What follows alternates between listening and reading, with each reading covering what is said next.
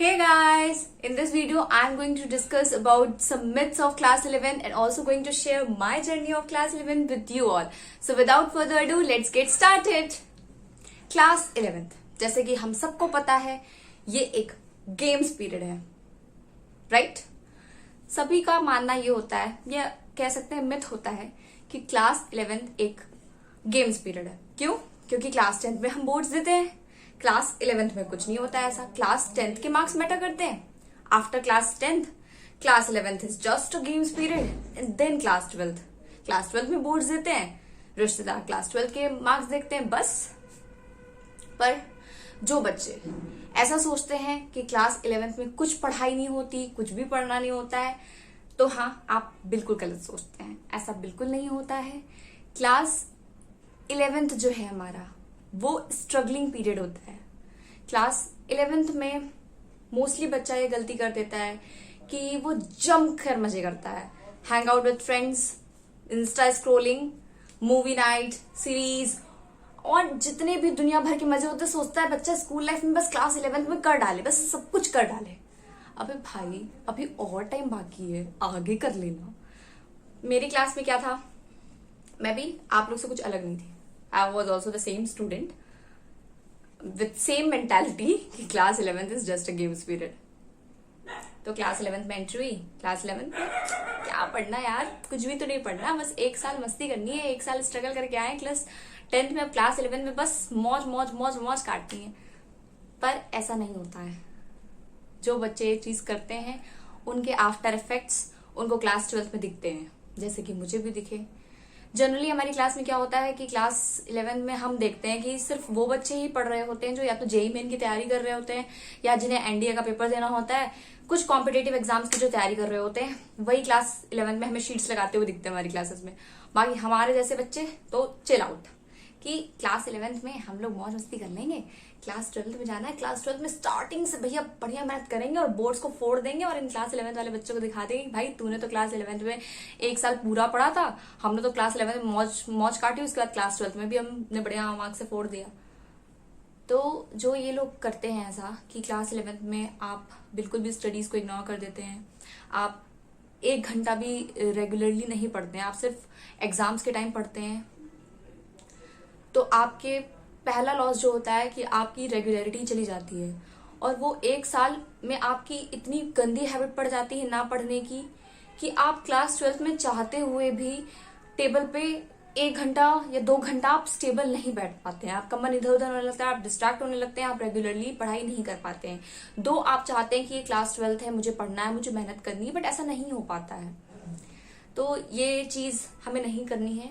हमें class 11th में, ऐसा नहीं कह रही हूं मैं कि आप मौज मस्ती मत करिए, आप क्लास 11th में चिल ना करिए, आप बिल्कुल चिल करिए, बिल्कुल मौज करिए, बट 1 घंटा आप डेली पढ़ते हुए भी चलिए क्लास 11th में। अगर आप किसी कॉम्पिटेटिव एग्जाम्स की तैयारी नहीं कर तो आपको सिटिंग हैबिट मेंटेन करके चलनी है पूरी क्लास 11th। अगर आप ये नहीं करेंगे तो इसके आफ्टर इफेक्ट्स क्लास 12th में जरूर दिखेंगे।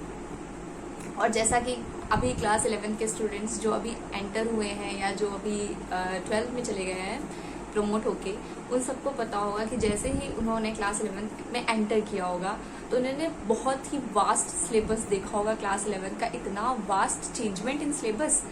क्लास 10th तक हम लोग ने पीजी से लेकर क्लास 10th तक जब भी न्यू क्लास में प्रमोट हुए तो हम लोग इस सिलेबस में इतनी डिफिकल्टी कभी नहीं देखी होगी जितनी क्लास 11th में देखते हैं। तो भाई कैसे हुआ ये गेम्स पीरियड?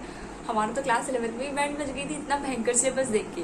अब वो बात अलग है कि हमने पढ़ाई नहीं करी थी तो क्लास 12th में देखा भी उसका रिजल्ट। तो आपको ये गलती नहीं करनी है, आपको ये चीज मेंटेन करके चलनी है कि क्लास 11th का सिलेबस टफ होता है। आप अगर क्लास 11th में अपने बेसिक्स स्ट्रॉन्ग नहीं करेंगे, केमिस्ट्री में, फिजिक्स में, मैथ्स में, खैर मैथ्स का तो इतना रोल नहीं है क्योंकि क्लास 12 आप अगर क्लास 11th में इतनी मैथ्स का नहीं भी देखेंगे तो भी क्लास 12 की मैथ्स आराम से हो जाएगी। बट केमिस्ट्री एक ऐसा सब्जेक्ट है कि उसमें क्लास 11 में आपको इतने बेसिक्स पढ़ा दिए जाते हैं जो क्लास 12 में हर चैप्टर उसमें बेसिकली लगते हैं। तो आपको केमिस्ट्री पे फोकस करके चलना है, आपको बेसिक्स अपने मजबूत करके चलना है अगर किसी को क्लास 12 का रिजल्ट बहुत बेहतरीन बनाना है तो। अब मैं थोड़ी सी अपनी जर्नी बताती हूँ कि मैंने क्या गलतियाँ की थी जो कि आप लोगों को नहीं करनी है। मैं एंटर हुई क्लास 11 पर। अब मुझे मेरे मन में था मुझे तो ना कोई जेईई देना है, ना मैं नीट की तैयारी कर रही हूँ, ना मुझे एनडीए देना है। मुझे तो बस क्लास 12 में बोर्ड्स बढ़िया तरीके से क्रैक करना है, मस्त उसमें अच्छे 95+ % लाने हैं। एक्चुअली मेरा हमेशा से ये था, मतलब मैं 10th तक का अपना बता रही हूँ कि मेरे आज तक कभी भी 90 से बिलो % में कभी भी मार्क्स आए ही नहीं। मतलब मेरी क्लास पीजी से लेकर आप क्लास 9 तक की अगर बात करेंगे तो मेरी रैंक हमेशा 1st या 2nd रही है, इवन कभी 3rd भी नहीं आई। तो जब मुझे तो आदत थी थोड़ी बहुत पढ़ने की, तो जब मैं क्लास 11th में एंटर हुई तो मुझे भी पता नहीं कहाँ की हवा लग गई, मेरा बिल्कुल मन नहीं करता था पढ़ने का। मैंने बिल्कुल छोड़ दी थी पढ़ाई, खूब वेब सीरीज देखी, खूब मौज काटी, हैंग आउट किया, चिल किया, अपनी पढ़ाई की आदत छोड़ दी। कभी ऐसा भी नहीं होता था कि मैं 1 घंटा बैठ के पढ़ रही हूँ। मैंने कोचिंग ज्वाइन कर रखी थी, बस वहाँ कोचिंग में जाना, कोचिंग में लेक्चर लेना, घर आना, बस भूल गई, बुक्स बंद। कभी बुक्स घर में खुलती ही नहीं थी। फिर क्या हुआ, फाइनल्स आए। फाइनल्स के बाद अब इतना वास्ट सिलेबस, इतना वास्ट चेंजमेंट, कैसे कैसे होगा। एग्जाम्स में पास होने के लाले पड़ गए, पास होने के। आप सोच सकते हैं, जो लड़की टॉपर थी अभी तक, क्लास 10th में भी मेरे 91.8 समथिंग % आए थे बोर्ड्स में, तो मेरे 11th में पास होने के लाले पड़ गए। जैसे तैसे 11th पास करके 12th में पहुंचे। अब 12th में 12th वाला जोश आ गया कि 11th में जो गलतियां करी वो करी, अब 12th में हम जम के पढ़ाई करेंगे। पर 12th में फिर क्या हुआ, जो 11th की सीटिंग हैबिट नहीं मेंटेन करके रखी थी, क्लास 12th में पढ़ने का भी मन किया, तो हमारी इतनी हैबिट नहीं थी कि हम इतनी देर बैठ के पढ़ पाए, हम उतनी देर मैथ्स के सम्स लगा पाए, या हम उतनी देर अपने कंसेप्ट क्लियर कर पाए बैठ के। मन कर रहा तो मन करता था पढ़ने का कि पढ़ो यार, 12th है, बट वो प्रोक्रेस्टिनेट करने की जो हैबिट क्लास 11 से लग गई थी। 1 साल बहुत लंबा पीरियड होता है, तो उस पीरियड में जो आपकी प्रोक्रेस्टिनेट करने की हैबिट लग जाती है वो क्लास 12 में नहीं छूटती है। तो आपको ये चीज़ ध्यान में रखनी है क्लास 11 में कि आपको प्रोक्रेस्टिनेट नहीं करना है। 1 आवर तो मिनिमम 1 आवर मिनिमम आपको लेके चलना है, आपको पढ़ना है, प्रोक्रेस्टिनेट नहीं करना है।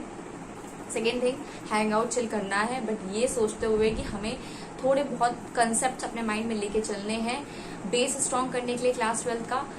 और जो बच्चे कॉम्पिटिटिव एग्जाम्स दे रहे हैं वो तो क्लास 11 पढ़ते ही हैं, क्योंकि generally 60% of the syllabus class 11 से आता है, तो उनके लिए तो मैं कुछ नहीं बोलना चाहूँगी। ये सिर्फ उन बच्चों के लिए जो किसी कॉम्पिटिटिव एग्जाम्स की तैयारी नहीं कर रहे हैं और अपना क्लास 11 बर्बाद कर देते हैं, फिर क्लास 12 में वो अच्छा करना चाहते हैं पर इस हैबिट की वजह से अच्छा नहीं कर पाते हैं। तो wish you all the best class 11th and 12th students. I hope कि आप ये सारी गलतियां ना करें, आप अपनी पढ़ाई को सीरियसली लेके चलें और क्लास 12th में बढ़िया % से 4 दें, 95+ लाएं सभी लोग। All the best, bye bye.